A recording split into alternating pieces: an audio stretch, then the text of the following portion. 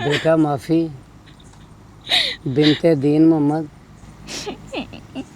रशीद वल्द अल्लाह देता हक महर 32 रुपये 8 आने क्या अपने निकाह में कबूल है? बेटा कबूल है? जवाब दो बेटी।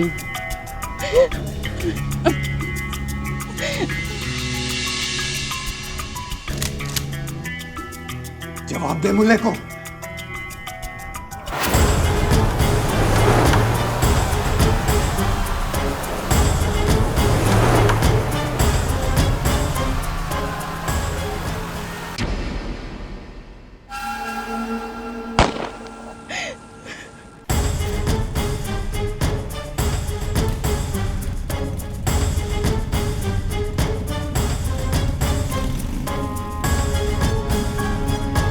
हुक्म सरकार। गेट खोलो। छोटे सरकार तो घर पे नहीं है।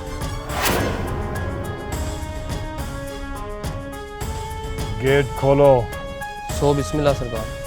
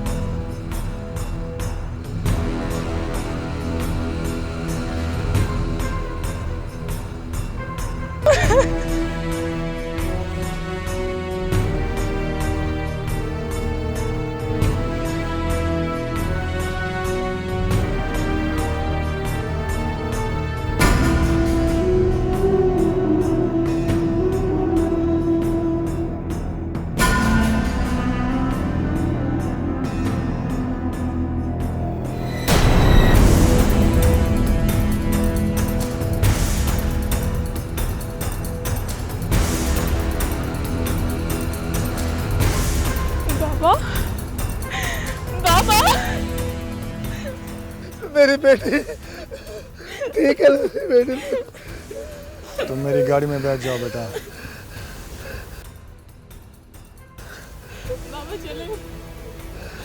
डरो नहीं बच्चे, मैं आ गया हूं ना, कुछ नहीं होगा। अब अभी तुम्हारे बाप को अपनी गंदुम का हिसाब भी लेना है।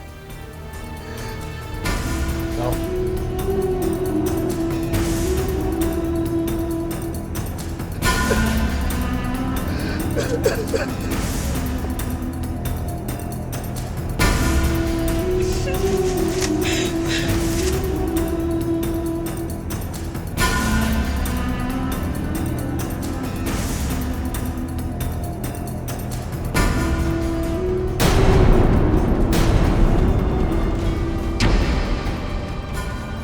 सलामता है सरकार। क्यों उठाई दीनू की बेटी? इसका निकाह पढ़वा रहा था शीदे के साथ। किसकी मर्जी से? शीदा ये चाहता था और माफी भी यही चाहती थी सरकार। पराई बेटी पर तोहमत मत लगाओ। माफी अपने मामू के बेटे से शादी करना चाहती थी, जो मैं तय कर चुका था। ओह, अब ये मुझे नहीं पता था सरकार। तो तुमने किसी की बेटी उठा ली? नहीं सरकार, मैंने किसी गलत हरकत की वजह से नहीं उठाई। मैं इसकी शादी करवा रहा था और आप खुद गवाह हैं। और ये मौलवी साहब से पूछे। किसी की बेटी को घर से उठाकर हथियारों के जोर पर शादी होती है? दिनों। जी सरकार। तुम्हारे ख्याल में तुम्हारी बेटी को उठाने की सजा क्या होनी चाहिए? नहीं सरकार, मैं कोई सजा नहीं चाहता। मैं तो आपका गुलाम हूँ। मेरे माँ बाप भी आपके गुलाम थे सरकार। हम तो सजा सहने वाले लोग हैं, सजा देने वाले नहीं। दिनू, इस वक्त भूल जाओ कि तुम हमारे मज़ारे हो। जो तुम्हारे साथ हुआ वो बहुत बड़ा जुर्म है। तुम कहो तो हम तुम्हारे साथ जाकर पुलिस स्टेशन में पर्चा कटवाएं। नहीं सरकार, आप हमारे भाई बाप हैं। आपके होते हुए हमें किसी थाने और कचहरी की ज़रूरत नहीं। बस आप छोटे सरकार से मेरी बेटी मेरे साथ जाने की इजाज़त दे दीजिए। ओ, ले जा।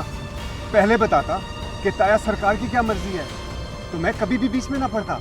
बस सरकार, हमें कुछ नहीं चाहिए, चलें। रुको दीनू, अभी तुम्हारी गंदुम का हिसाब बाकी है। अब नहीं ताया सरकार, ये झूठ बोल रहा है। मैंने इसकी गंदुम को आग नहीं लगाई। अगर आप इन छोटे लोगों के साथ मिलकर अपने सगे भतीजे से लड़ने आएंगे, ये लोग तो हमारे सर पे चढ़ के दौड़ेंगे। अब देखें, एक नया इल्जाम लगा दिया कि मैंने इसकी गंदुम को आग लगाई है। मैंने कब कहा कि इसकी गंदुम जल गई? दीनू, जी सरकार। तुम्हारी गंदुम कितने की होगी? रहने दो सरकार, अल्लाह खुद झोली भर देगा। गंदुम कितने की होगी दीनू? सरकार वो 80-70 सरकार, मुझे नहीं पता। देखो दीनू, मैं जानता हूँ तुम्हारी गंदुम इस बार अच्छी हुई है। बताओ कितने की थी? सरकार वो 60,000। ठीक है, इसे 2 लाख दे दो। 2 लाख? हाँ। ताया सरकार, 60,000 की गंदुम का 2 लाख? हाँ, 60,000 इसकी गंदुम का, 40,000 इसकी परेशानी का और 1 लाख इसके एहसान का जो इसने पुलिस स्टेशन ना जाकर तुम पर किया है।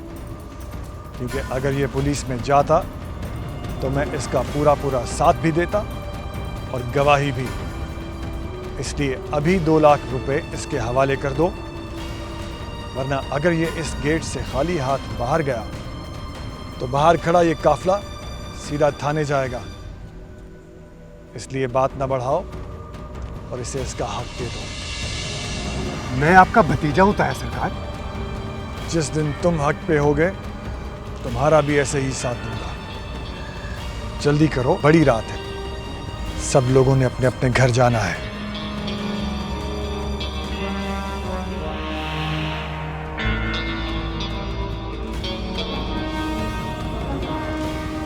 ठीक है, मेरा ख्याल है हमें पुलिस स्टेशन ही जाना होगा। चलो जी। रुकिए ताया सरकार, ये आप भी जानते हैं कि मैं किसी थाने कचहरी से नहीं डरता। ये इज्जत मैं आपको दे रहा हूँ क्योंकि आप खुद चलकर मेरे घर आए और मैं आपको मायूस नहीं लौटाना चाहता। मैं नहीं चाहता कि बाहर खड़ा ये मजमा कहे फिर बख्त सुभान की उसके अपने भतीजे ने इज्जत नहीं की।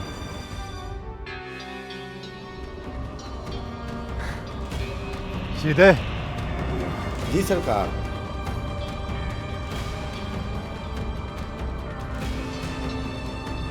आप अंदर चले, अम्मा जान से मिले।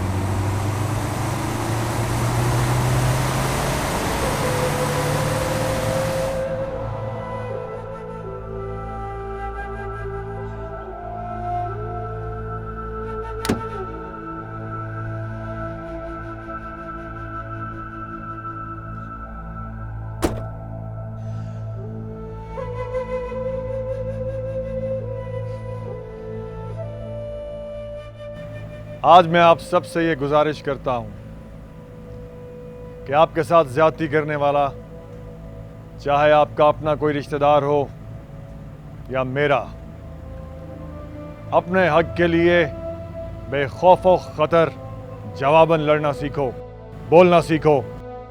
आज के बाद अगर किसी ने कोई ज्यादती सही या अपनी कमजोरी को बहाना बनाकर अपनी गैरत पर समझौता किया तो वो मेरा मुरीद नहीं होगा, क्योंकि जो शख्स अपनी इज्जत नफ्स, वक़ार, जान और माल और गैरत की हिफाजत नहीं कर सकता, वो अकीदत और मुरीदी की मंजिलें भी तय नहीं कर सकता। मेरे साथ वादा करो कि आज के बाद किसी के साथ भी ज्यादती होते हुए देखोगे तो उसकी मदद करोगे, चाहे सामने वाला मेरा भतीजा ही क्यों ना हो, मैं ही क्यों ना हूं। कल मेरे घर दीनू की बेटी की बारात आएगी। दीनू की बेटी की रुखसती मेरे घर से होगी। कल रात आप सबको लक्की महल में दीनू की बेटी के निकाह में शिरकत की दावत है। ਵੱਡੇ ਸਰਕਾਰ ਦੀ ਬਾਦਸ਼ਾਹੀ ਦੀ ਖੈਰ ਹੋਵੇ। ਵੱਡੇ ਸਰਕਾਰ ਦੀ ਬਾਦਸ਼ਾਹੀ ਦੀ ਖੈਰ ਹੋਵੇ। ਵੱਡੇ ਸਰਕਾਰ ਦੀ ਬਾਦਸ਼ਾਹੀ ਦੀ ਖੈਰ ਹੋਵੇ। ਵੱਡੇ ਸਰਕਾਰ ਦੀ ਬਾਦਸ਼ਾਹੀ ਦੀ ਖੈਰ ਹੋਵੇ। ਵੱਡੇ ਸਰਕਾਰ ਦੀ ਬਾਦਸ਼ਾਹੀ ਦੀ ਖੈਰ ਹੋਵੇ।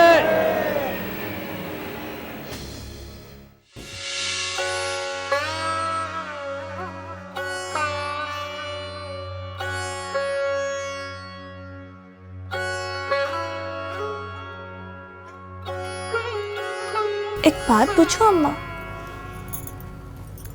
बोल। तो कबीरे को हाँ क्यों नहीं कह देती? वो जो मांग रहा है मैं उसे नहीं दे सकती। क्यों अम्मा? वो तुझे अच्छा नहीं लगता? वो तो मेरा लाडला है। फिर क्या? कहीं तो दिल तो नहीं लगा बैठी? नहीं अम्मा, पर पता तो चले तू मामू को इतना रंज क्यों दे रही है। तुझे पता है, तू जब जब मामू को इनकार करती है ना, मामू मुंह छुपा के रोते हैं। किसी ना किसी से तो मेरी शादी होनी है ना, फिर तो कबीरे से ही करते, आखिर मामू तो खुश हो जाएंगे। तेरी शादी किसी ना किसी से नहीं हो सकती।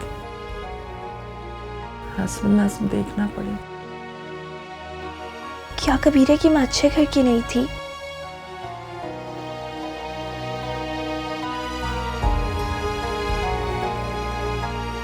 वो तो मेरी ताई की बेटी थी, इसे पैदा करते ही मर गई। उसके मरते ही मैं कबीरे की मां बन गई। मुझे याद है जब मैं ब्याह के जा रही थी, ये 7 साल का था, मुझे जाने ही नहीं दे रहा था। अम्मा, तुम तो दुल्हन बन के बहुत खूबसूरत लगी होगी ना? मैं दुल्हन बनी ही नहीं।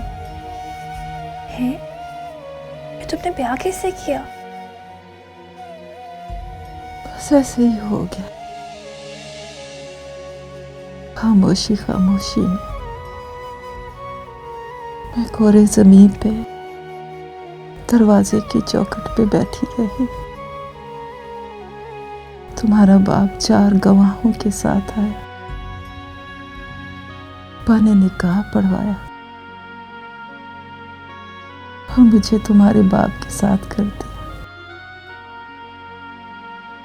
क्या?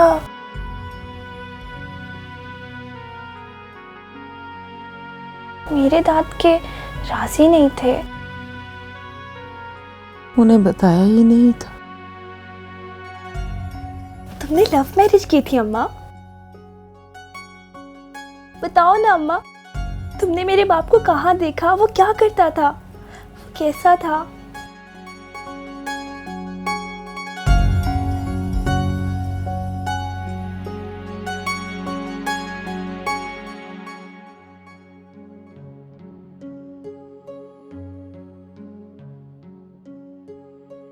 उसे क्या हो गया?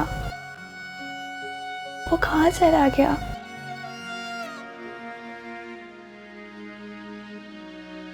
उसे कभी तुम्हारी और मेरी याद नहीं आई? कुछ तो बताओ अम्मा। बस मजबूरी। कैसी मजबूरी? ऐसी भी क्या मजबूरी थी कि वो पलट के आया ही नहीं? कहाँ गया? परदेस। देश में कौन सा मुल्क?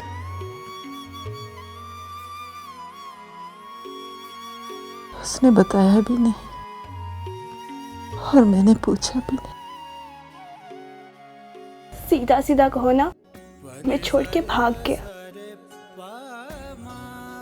कहा ना मजबूर था।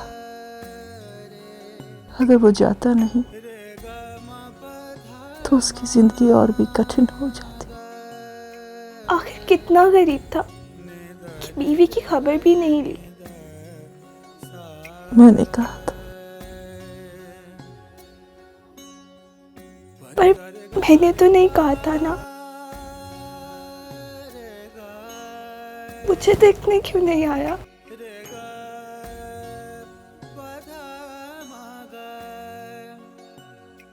इंसान जितना भी गरीब हो, घर वालों की खबर तो जरूर लेता है ना।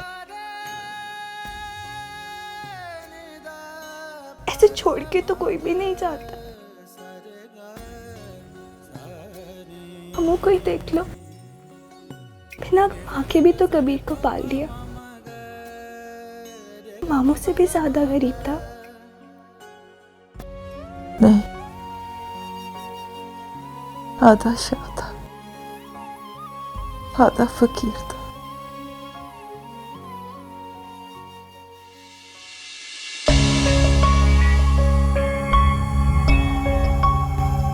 साले,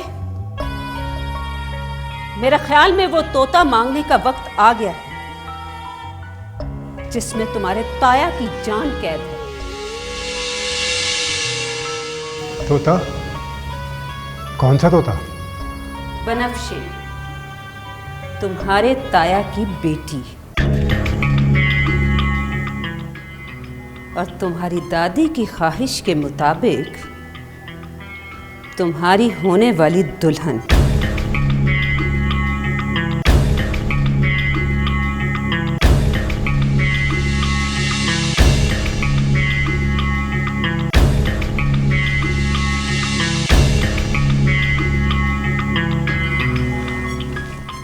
आपने मुझे पहले कभी नहीं बताया।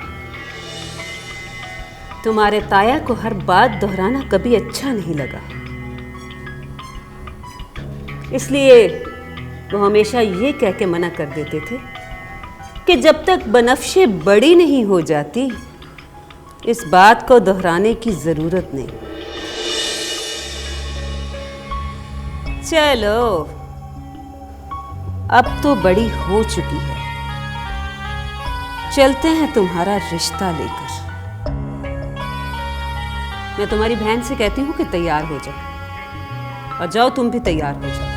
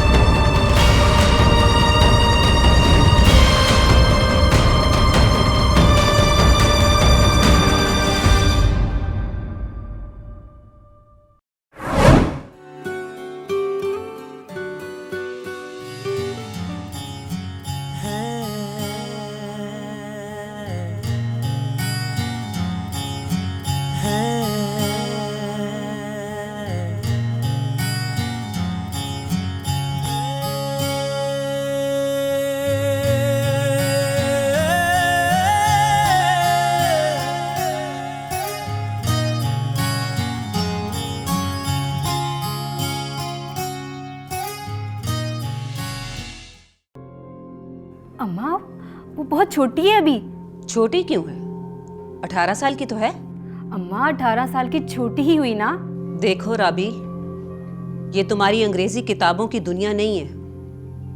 ये बख्तांवाला गांव है और हम हैं यहाँ के पीर। हमारी अपनी रस्में हैं, अपने रिवाज हैं। हमारे यहाँ शादी खानदान में ही होती है। मैं अपने बेटे को उसकी दादी के किए हुए वादे के इंतजार में बिठा के बैठी हुई थी। मगर मैंने इस बात का तज़किरा कभी ताया सरकार और तारी अम्मी के मुंह से नहीं सुना। हमारे यहाँ फैसले इतने मजबूत होते हैं कि उन्हें बार बार दोहराने की जरूरत नहीं पड़ती। तुम्हारी दादी खुद बनफ्शे को पीर साले से और तुम्हें पीर एहराम से मंसूब कर गई थी। अम्मा अब वो दौर नहीं रहा कि दादी का 20 साल पुराना हुक्म बजा लाया जाए। अगर आज दादी जिंदा होती ना तो उनकी सोच भी डिफरेंट होती। ये ज़रूरी नहीं है कि भाई मान गए तो बनफ्शे भी खुशी खुशी भाई से शादी कर लेगी, या फिर वो एहराम जो कब से लंदन बैठा हुआ है, तालीम के बहाने टाइम गेन कर रहा है, पाकिस्तान आएगा मुझसे शादी कर लेगा। ये अच्छा किया है ताया सरकार ने कि कभी इस बात को छेड़ा नहीं है। एक आप ही हैं जो इस बात को लेके बैठी रहती है। मैं आज रिश्तों के हिसाब किताब का पूरा रजिस्टर लेके जा रही हूँ तुम्हारे ताया सरकार के पास।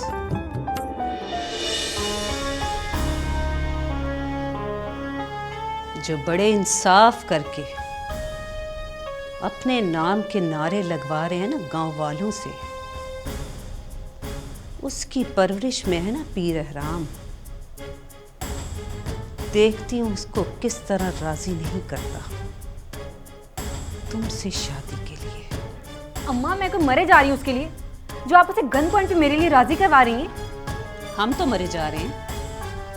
इतना लंबा इंतजार किया है पीर एहराम के आने का, बनफ्शे के बड़े होने का। मैंने कोई इंतजार नहीं किया। हमने तो किया है। अगर गूंगो बहरों की तरह बयाना था तो इतना पढ़ाने का क्या फायदा हुआ? देखो राबील, जब तुम्हें यूनिवर्सिटी भेजा था ना, तभी तुम्हें कह दिया था कि अपनी ये अंग्रेजी तालीमात वहीं शहर में छोड़ के आना। हमारे गांव में साथ लाने की कोई जरूरत नहीं है। आज छोड़ो सब कुछ हमारी बला से। हमने सिर्फ तुम्हारी ख्वाहिश पूरी की थी। चलो अब जाके तैयार हो जाओ। मुझे कहीं नहीं जाना और मुझे मत शामिल करें अपनी इस ज्यादती में। बहस मत करो और जल्दी से तैयार हो जाओ। जाओ, साले आ गया तो बिगड़ेगा। अम्मा कोई बहाना बना दे कि मेरी तबीयत खराब है, नहीं जा रही मैं।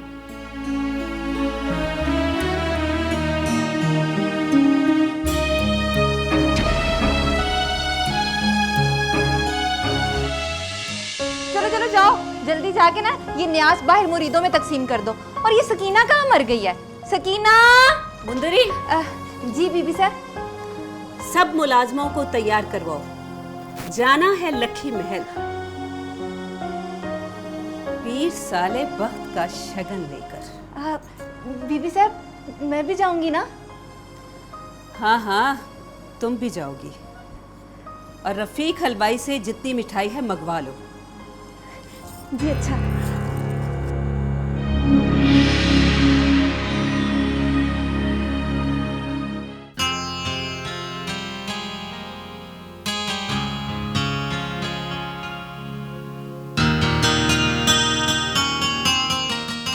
हाय हाय, हमारी गुड्डी बीबी आज कितनी प्यारी लग रही हैं। हमारी गुड्डी बेबी तो बिल्कुल हैं शहजादियों जैसी। लकीर महल में रहने के कुछ आदाब होते हैं, ठीक है? यहाँ नजरें झुका के चलना पड़ता है और अपने काम से काम रखना।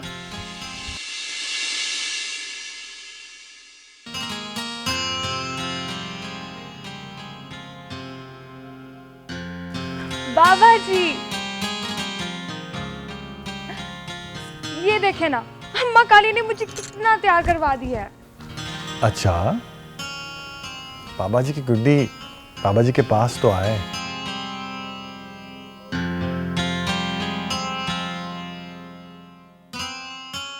बाबा मेरे लिए दुआ की? बिल्कुल की। अपनी इतनी प्यारी बेटी के लिए कौन दुआ करना भूलता है। ये देखें, अम्मा काली ने मुझे कितना खतरनाक प्यार किया है। अम्मा के सारे जेवर ला दिए मुझ पे। अम्मा काली ने बहुत अच्छा किया। अम्मा काली ने मेरी बेटी को बहुत अच्छा तैयार किया है।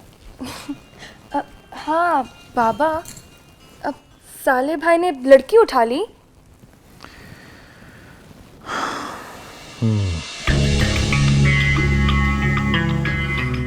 आपको उन्हें सजा देनी चाहिए थी।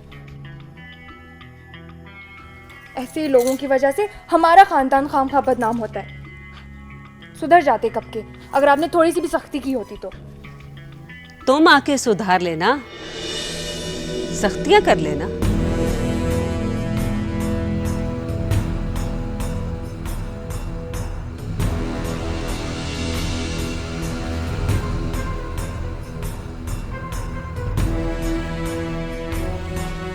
अब वक्त आ गया है कि मैं इसे तुम्हारे हवाले कर दूं। सलाम खालाम्मी। ताई अम्मा का वादा याद दिलाने आई थी जेठ जी।